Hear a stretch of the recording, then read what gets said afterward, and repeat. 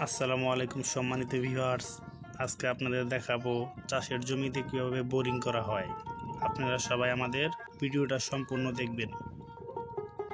Boring করার জন্য প্রয়োজন হবে পর্যাপ্ত পানি, তাই আমরা অন্য সেচ পাম্প থেকে পানি আনার ব্যবস্থা করছি।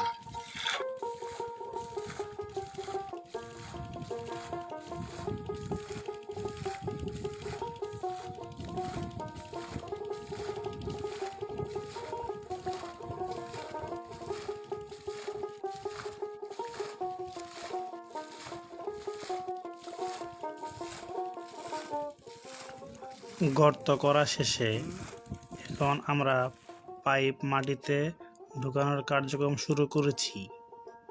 প্রথমে 10 ফিট বাই 10 ফিট দুইটা ফিল্টার নিচে দেওয়া হবে। তারপর 20 ফিট বাই 20 ফিট দুইটা